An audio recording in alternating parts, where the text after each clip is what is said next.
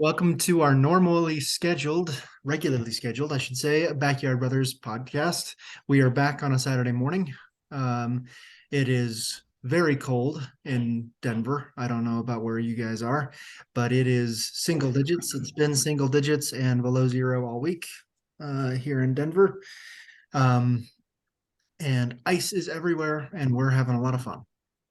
So, uh, other than that, we are jumping right back into uh, football, reviewing some conference championship games, previewing the Super Bowl. So we're going to jump right in there in the order that we did it last week. And I believe, Cody, you started the stuff last week. So you jump I, I into review. I think I did. Okay, so then we're starting with the 49ers and Eagles game. Um, First, start off with the officiating was subpar. It could have definitely been better. But starting off with that, the 49ers QB situation quickly got out of hand fast, to the point where I believe there was a few plays that Christian McCaffrey was playing quarterback. Um, Brock Purdy um, got his arm injured, fumbled the ball, which at first I thought it was like, come on, it can't be that bad. Like, play it off or something. But turns out he's gonna be missing all of next season too. So must have been pretty bad. Um, Injuries are part of the game, and it was up for Josh Johnson, to be that next man up, which he did not do. But the Eagles defense, in my opinion, really handled their business. And so the 49ers had a total of 164 yards, three fumbles.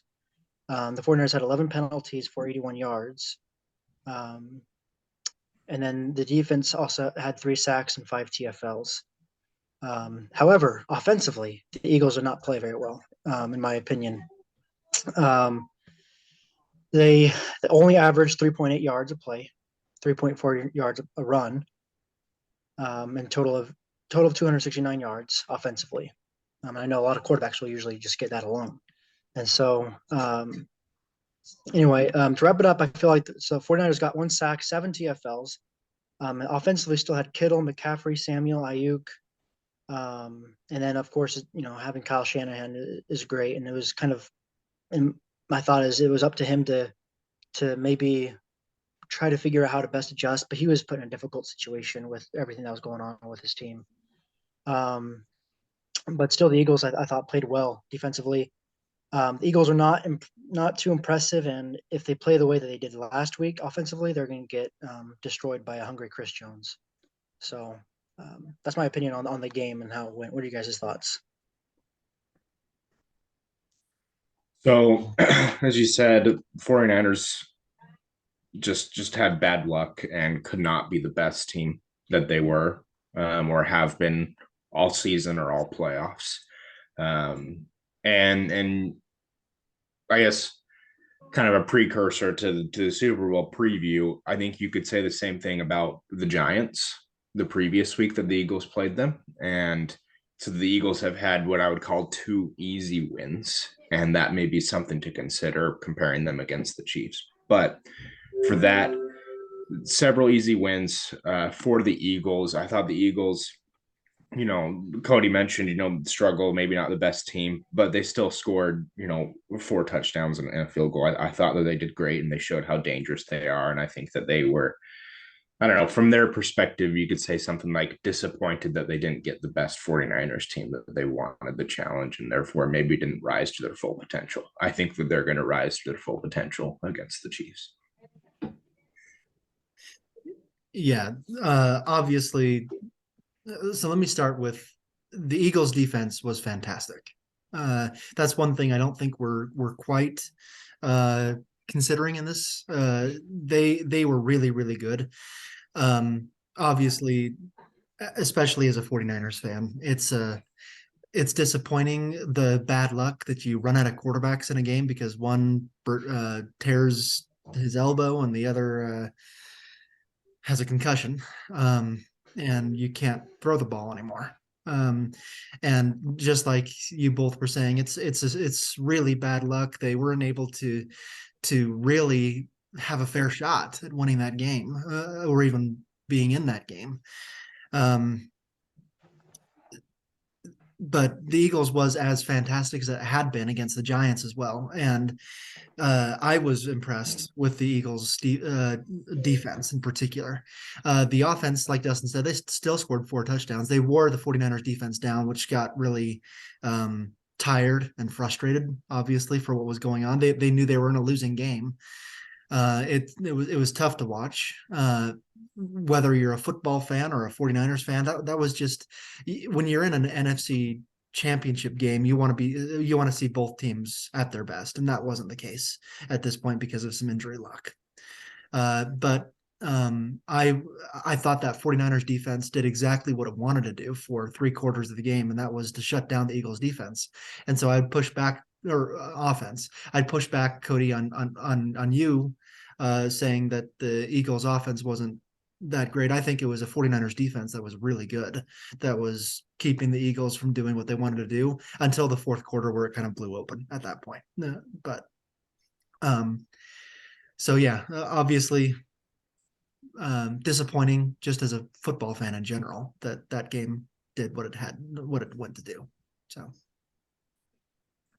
Dustin, take us home for the review. Okay. Yeah. So talking about the Bengals and the Chiefs, this was an exciting game, and it was a for two very high powered offenses, was a low scoring game. And you could look at the Chiefs, that they had a one-legged quarterback and had multiple receivers out, and multiple other injuries on defense and on offense, and were still able to do okay offensively in order to win the game. And I think that speaks to ingenuity of the coaching staff and saying, okay, how can we work around the talent gaps?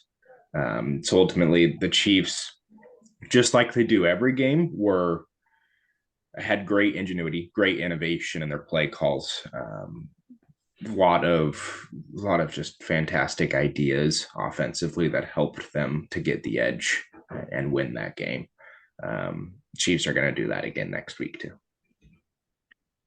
Yeah, I mean, many people thought, including me and Cody, that the Chiefs wouldn't be able to get past the stumbling block that had been the last few years in the Bengals. But I liked what you said, Dustin, about the Andy Reid and Eric Bieniemy designing a game plan that really emphasized and helped the Chiefs overcome not only the wide receivers that kept falling out, but Patrick Mahomes' ankle injury still wasn't, obviously he's not 100%. He was probably 45%, if that. But they still were able to be aggressive and push the ball downfield while helping that. But it was such a close game. It was so good. It was two evenly matched opponents that were doing really well until that horribly timed penalty by Joseph Osai that pushed Mahomes out at the sideline, that gave Harrison Butker a pretty easy field goal to win the game. So I mean, it was a horrible penalty to do it at that particular time. That game was headed for overtime otherwise, and who knows what would have happened in overtime. But it was evenly matched game, I thought, by both sides, both defenses, both offenses. Chiefs were. I was impressed with the Chiefs' offensive game plan and adaptation to their struggles and adversity. Yeah, I think it was a 44-yard field goal kick after the penalty, which, I mean, for any NFL kicker is an easy make. Before the penalty, I think it would have been a 60 or so yard kick, and so makeable, but you know, if you're not Justin Tucker, it's gonna be hard. And so, my thoughts is that the Bengals' offensive line was in shambles. They didn't do very well. They allowed 5 sacks, 6 tackles for loss, 12 QB hits, and forced Joe Burrow to throw some ill-advised passes, including one to a double-covered Higgins and a pick. So he ended up throwing 2 picks. It just kind of seemed to me that Burrow didn't really play like himself, and may have been because of the offensive line allowing him to get hit so much. Missing 3 starters, by the way, on that offensive line. Okay, yeah, that'll do it. The O-line, the Bengals also got 9 penalties for 71 yards. But I think the biggest thing for me was Chris Jones.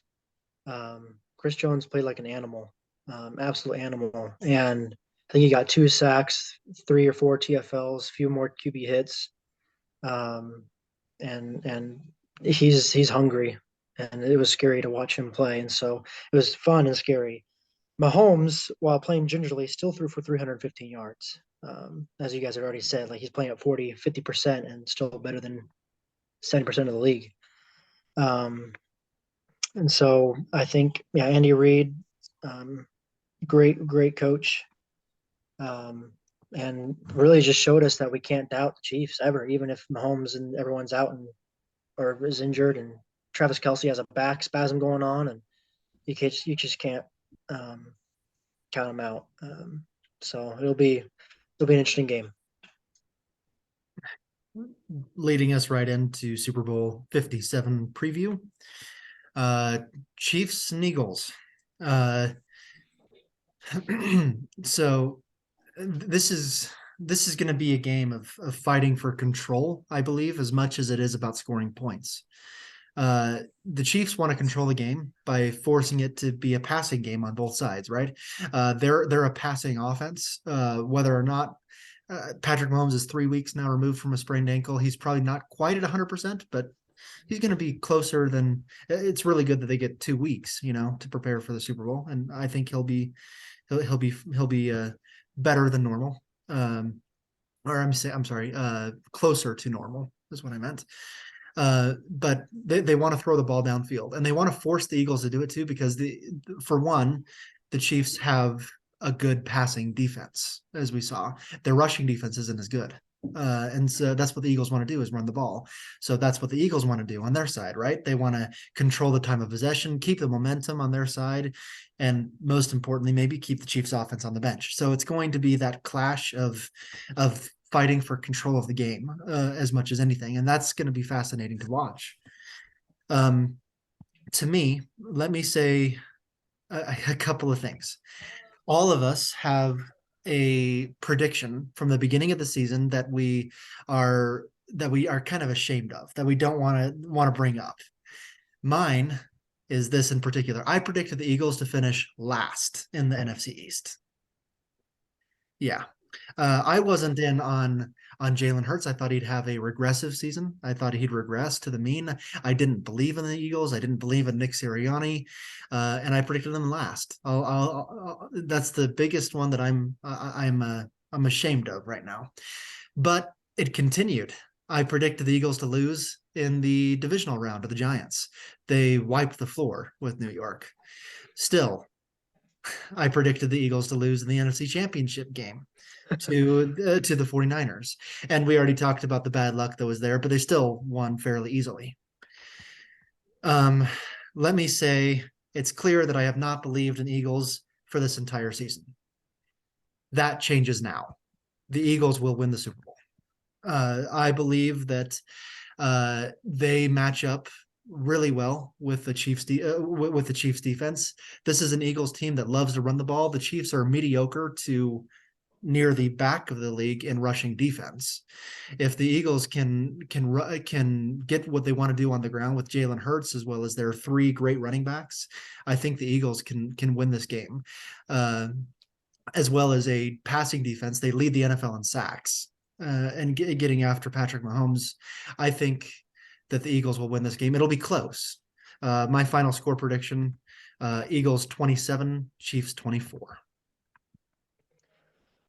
I like pretty much everything that you said. I think it's going to be a really evenly well matched game as well. To the coaching, to the quarterbacks, to the defenses, to pretty much everything. Um, my prediction, my bold prediction, I could say for this game is that that the Eagles defense is going to be the one that really shows up, and that Hassan Riddick will win the Super Bowl MVP for the game. He's going to get, my guess is 3 or 4 sacks on Patrick Mahomes. The Eagles defense is going to come up big in the fourth quarter with probably a last minute sack by Hassan Riddick, putting them out of field goal range or whatever it is. And I think that the Eagles will win this game 27-24. That's what you said too. So All right, both in agreement. You know what they say that good minds think alike, but fools rarely differ. So, um, I am a Chiefs fan. I have been. I've said that publicly. I'm hoping for a Chiefs victory, and I also am predicting a Chiefs victory. Getting into the score later, I like what you said, Scott, about kind of the run game, and if the Eagles are able to keep the run game going all game, it's going to be an Eagles victory. And so mentally, the strategy for the Chiefs has to be get them to panic and get away from their game plan. And the way that the Chiefs do that is A, trying to get up early, trying to score a lot of points in the first half, and B, big plays. If the Chiefs can have a series of big plays, we're talking about the end around to Pacheco that goes for a 40-yard gain, or the large 50-yard pass play to Kelsey, things like that. If they can do plays like that, the Chiefs can, they'll get the Eagles out of their game plan and be able to win the game. The Eagles, I think, are just going to have that constant aggression, both offensively and defensively. Both teams are going to be able to score a point. The Eagles are going to be able to drive the field often and get into the end zone often. But the Chiefs' big play potential, I think, is going to be the turner in this game. Is that we've seen that the Chiefs are going to be like, oh, I got 40 seconds in the game. Sure, I can go 70 yards and score a touchdown. That's never been a problem for the Chiefs. 70-yard, 40-second drives have never been a problem. And they'll have the ability to close out quarters and halves and games doing that, basically. So I predict a Chiefs victory, Chiefs 37, Eagles 34. we all say 3-point difference. Yeah. Okay.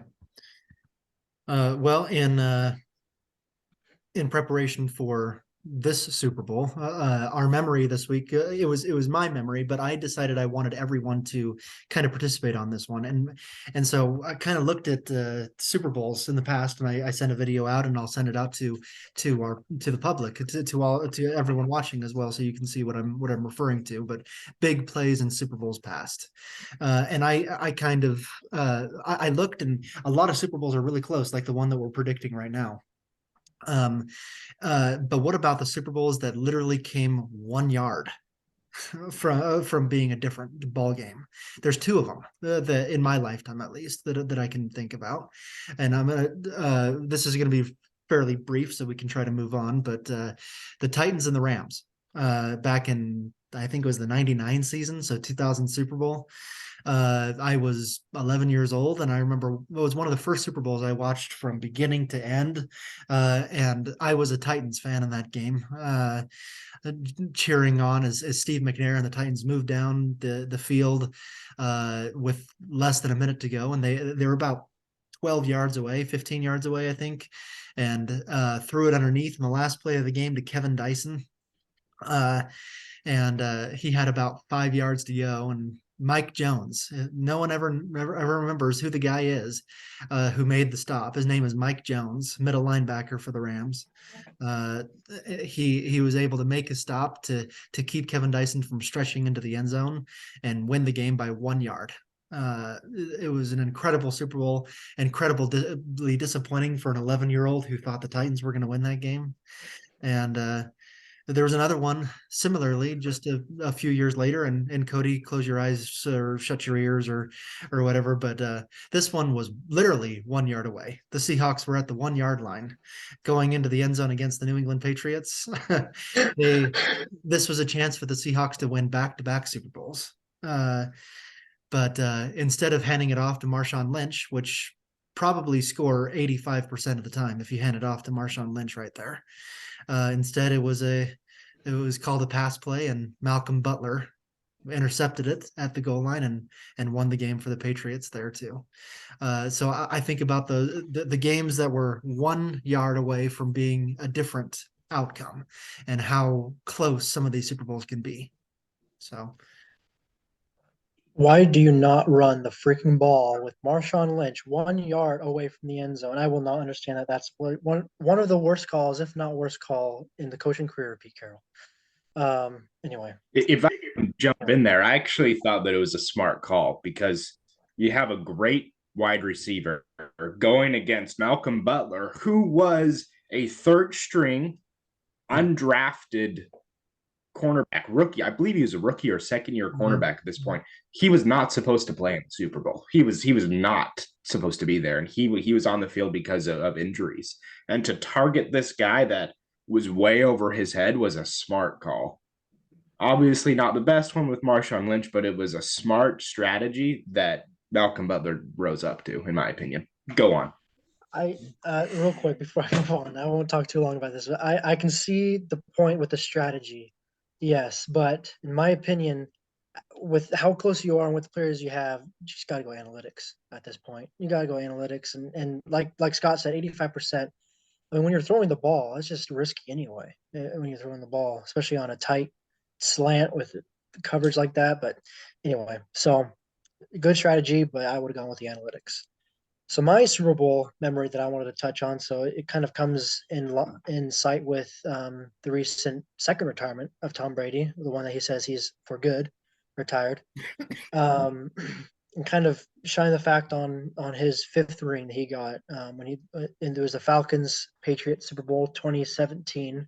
So I guess that was a 16 season, um, and everyone knows this one, and Matt Ryan knows it probably better than anyone else because I heard that he everywhere he goes you always hear 28-3, and he's just like he said, it's so not original at this point. But I was just watching the highlights this morning and it was really fun to watch the game, the highlights, because the halftime it was 28-3. It was like, this is a game that's easily gonna, as long as the Falcons keep playing the way they're doing, they're destroying on offense and doing great on defense, and there's no way that they're going to be able to come back, right? Nope, it's Tom Brady. And James White, he threw to him a lot. James White had 100 and something receiving yards, not rushing, but receiving yards in the game. And Tom Brady ended up throwing for over 460 yards in that game and 2 touchdowns. Cement, just proving yet again why he is the GOAT. And he earned his fifth ring. They went into overtime at 28, and it was kind of one of those things where I think it was last year we were talking about how you win overtime, or you win the coin toss in overtime, and it's likely, all right, well, they're going to win. And that kind of debate. The Patriots won the coin toss. Had the Falcons won the coin toss, maybe they would have won the game. We never know. But the Patriots won the game, and Tom Brady is a GOAT, and happy retirement to him.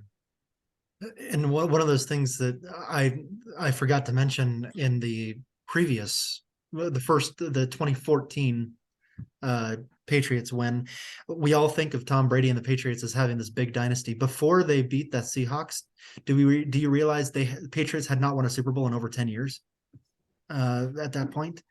Their last Super Bowl before that win was 2004 over the Eagles. They had got to the Super Bowl twice in that time and lost to the Giants both times. But it cemented a return to the dynasty because the Patriots then won every other year for 3 years. So yeah, sorry. Go ahead, Dustin. I want to talk about really what I think is one of the most exciting Super Bowls in recent history. Not that particular. Either of ones that you mentioned were not exciting. They're both exciting, especially last minute of the game, last play of the game things. But Steelers versus Cardinals 2009. I believe this was the 2008 season. A few plays that I want to remember is very end of the second quarter, the Cardinals are 1 yard away, just like you mentioned, and throw it. And James Harrison steps inside and catches it, intercepts it at the goal line, and runs may not be the right word, but he tumbles about 100 yards and eventually rolls into the end zone to score a touchdown that would be so pivotal to winning the game. He bounced off of his own players, and then at the end a whole bunch of Cardinals players in order to get in the end zone. What an exciting 100-yard pick six, James Harrison. And then later in the game, in the fourth quarter, just a few minutes left, Larry Fitzgerald, future Hall of Famer, runs a slant play, catches it, and he's 40 or 50 yards away from the end zone. And he just unlocks a speed that is unmatched and outruns every single defender, just straight up the middle. And just you can just see him on the screen just slowly gaining momentum as Steelers fall away from him with so much speed. It was exciting. But then, of course, with 43 seconds left, the Steelers are about 10 yards away from the end zone. And it happens to be probably what I would call the greatest and most accurate throw in Super Bowl history. Ben Roethlisberger, you can see him kind of hesitating. Do I want to throw this?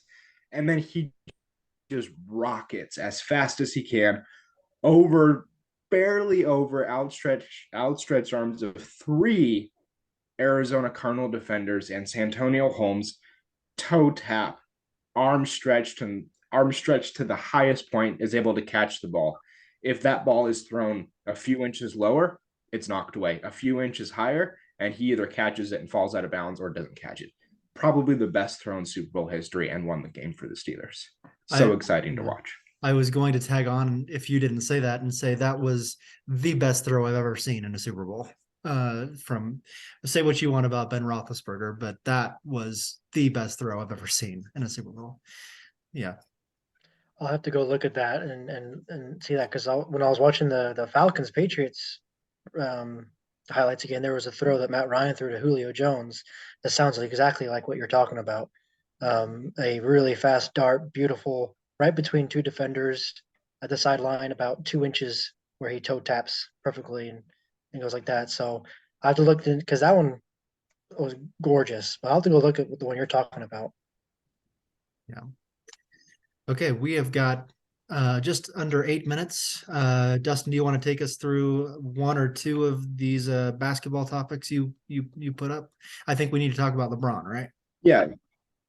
Yeah, let's first talk about LeBron James. And so LeBron James is currently 63 points away from becoming the NBA all-time leading scorer.